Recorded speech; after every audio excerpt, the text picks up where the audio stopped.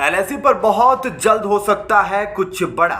LAC पर चीन ने तैनात किया रहस्यमय हथियार। 2022 के अंत से पहले भारत के लिए सबसे बड़ी खुशखबरी।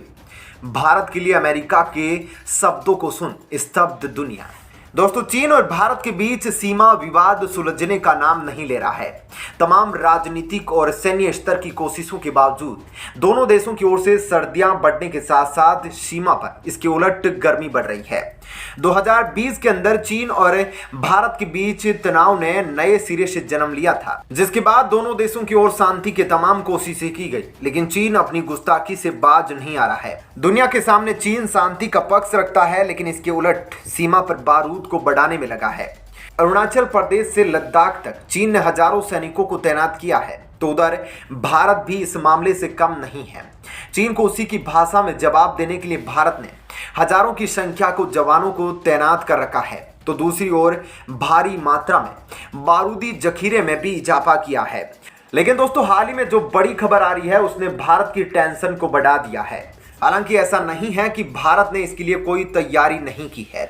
भारत ने भी अपने कई मिसाइल डिफेंस सिस्टम को सीमा पर मुस्तैदी के साथ तैनात कर दिया है, जो चीन के हर प्रहार को भारत की सीमा लांघने से पहले ही नस्तो नाबूद करने का मादा रखते हैं। भारत की ओर से पिनाका और आकाश मिसाइल डिफेंस सिस्टम जैसे मजबूत वर्जन को तैनात कर रखा है। दोस्तों, चीन से आ रही यह खबर कितनी भयानक है, इसका अंदाजा हम यहां से लगा सकते हैं कि दोस्तों, जिस रहस्यमय हथियार को एलएसी पर चीन के द्वारा तैनात किया गया है, जिस दानव का चीन ने तिब्बत में शक्ति प्रदर्शन किया है, उसको आप यूक्रेन के पास मौजूद हिमार्स रॉकेट सिस्टम से कंपेयर कर सकते हैं। यह वह हथियार है जिसमें रूस को उल्टे पांव भागने पर मजबूर कर दिया यूक्रेन ने। जिस यूक्रेन पर रूस का कब्जा मात्र एक औपचारिकता समझा जाता था, उसने पासा पलट दिया है। दोस्तों, यह चीन का खतरनाक हथियार इसके जुड़वे भाई की तरह तबाही मचाने को तैयार है। अब खबर आ रही है कि सर्दियां बढ़ने के साथ साथ चीन बड़ी तेजी से तैयारी में लगा है। आपको डिटेल्स में पूरी जानकारी देंगे, आप वीडियो को लास्ट तक जरूर देखिएगा ताकि दुश्मन के इस हथियार की खूबी को आप पहचान सको। तो दूसरी ओर एक ऐसी खबर आई है जिसको भारत के लिए बहुत बड़ी उपलब्धि माना जा रहा है। 2022 की समाप्ति में अभी एक माह बाकी है, लेकिन इससे पहले ही भारत के लिए बहुत बड़ी खुशखबरी निकल कर आ रही है। भारत को लेकर जो पाकिस्तान खुद भारत की विदेश नीति का गुणगान करता है, दुनिया में इस मुश्किल दौर में शायद भारत इकलौता ऐसा देश है जिसने यह महारत हासिल की है कि कैसे दुनिया की महाशक्ति भी उसकी दीवानी है। भारत को लेकर अमेरिका की ओर से एक बहुत बड़ी रिपोर्ट सामने आ रही है जिसने पूरी दुनिया को स्तब्ध कर दिया। भारत के लिए अमेरिका का कहा एक एक शब्द पाकिस्तान के सीने पर खंजर की वार के समान है, क्योंकि भारत ने काम ही कुछ ऐसा किया है। ऐसे में इस खबर के बारे में विस्तार से आपको बताएंगे, तो वीडियो को लास्ट तक जरूर देखिएगा। तो चलिए सबसे पहले चीन के उस रहस्यमय हथियार के बारे में जान लेते हैं जिससे भारत को डराने की कोशिश कर रहा है। दोस्तों, लद्दाख से लेकर अरुणाचल प्रदेश तक हजारों सैनिकों की तैनाती करने वाला चीन अब अत्याधुनिक घातक हथियारों को भी भारतीय सीमा के पास जमा कर रहा है। चीन ने अपने बेहद घातक multiple rocket launch system PHL 191 को तिब्बत में तैनात किया है। इस रॉकेट सिस्टम को हाल ही में चीनी सेना PLA की एक मीटिंग के दौरान देखा गया। इसे तिब्बत में सिंजियांग मिलिट्री डिस्ट्रिक्ट में तैनात किया गया है। इसे एक मोबिलाइजेशन मीटिंग के दौरान प्रदर्शित किया गया।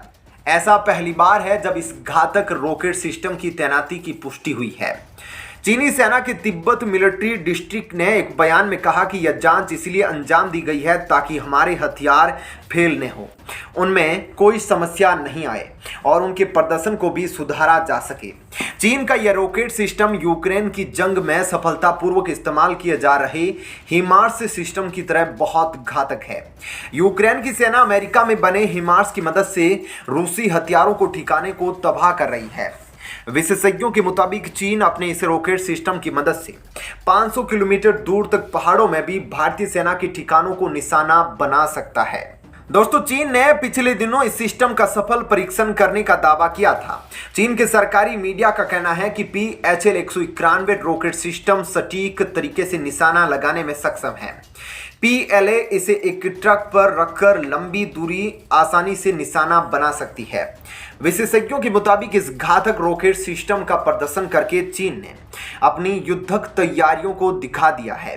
चीन के इस हथियार को काफी रहस्यमय माना जाता है और साल 2019 में उसने इसका पहली बार दुनिया के सामने प्रदर्शन किया था।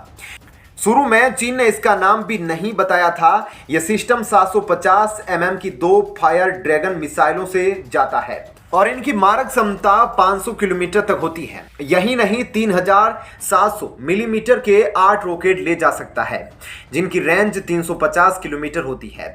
यानी चीनी विशेषज्ञों का दावा है कि जब इस सिस्टम को अधिक ऊंचाई वाले इलाके में तैनात किया जाता है तो इसकी मारक क्षमता काफी बढ़ जाती है। इसमें चीनी रडार और बाइडू सैटेलाइट नेविगेशन सिस्टम लगा है जिससे यह सटीक निशाना लगाता है और चीन ने इस रॉकेट सिस्टम को ताइवान की सीमा पर भी तैनात किया है। चलिए दोस्तों, आपका इस हथियार के बारे में क्या कहना है? यह तो थी पहली खबर। आइए अब दूसरी खबर की ओर रुख करते हैं। दोस्तों, अमेरिका और भारत के बीच रिश्ते इस समय किस प्रकार के हैं, जबकि एक और रूस और यूक्रेन युद्ध चल रहा है जिसमें भारत न्यूट्रल बना हुआ है। इसको लेकर एक बहुत बड़ी खबर आ रही है जिसने पूरी दुनिया को स्तब्ध कर दिया है। जी हां, यह खबर व्हाइट हाउस से आ रही है। दरअसल व्हाइट हाउस के एक शीर्ष अधिकारी ने रविवार को एक बहुत बड़ा बयान दिया है भारत अमेरिका संबंधों के इतिहास पर कि 2022 एक बड़ा साल रहा है दोनों देशों के लिए और वर्ष 2023 इससे भी बड़ा होने वाला है। प्रधान उप राष्ट्रीय सुरक्षा सलाहकार जॉन फाइनर ने हाल ही में संपन्न G20 शिखर सम्मेलन के दौरान एक संयुक्त बयान पर आम सहमति बनाने में महत्वपूर्ण भूमिका निभाने के लिए प्रधानमंत्री नरेंद्र मोदी की भी बड़ी तारीफ की है और मोदी की विदेश कूटनीति की जमकर तारीफ की। दरअसल वॉशिंगटन में भारत और अमेरिकियों का एक कार्यक्रम हुआ जिसमें इस अमेरिकी अधिकारी ने संबोधित किया। उन्होंने कहा कि अमेरिका और उसके राष्ट्रपति जो बाइडेन जब दुनिया भर में ऐसे भागीदारों की तलाश करते हैं जो वास्तव में जिम्मेदारियों का भार उठाने में मदद कर सकते हैं, जो वास्तव में वैश्विक एजेंडे को आगे बढ़ाने में सहायक हो सकते हैं, तब भारत और उसके प्रधानमंत्री नरेंद्र मोदी सूची में काफी ऊपर मिलते हैं।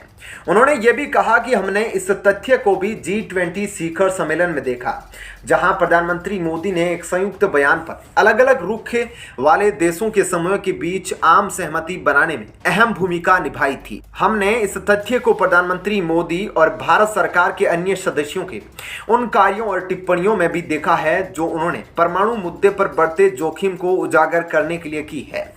ऐसे में आपका इस खबर पर क्या कहना है, जरूर बताइएगा। धन्यवाद।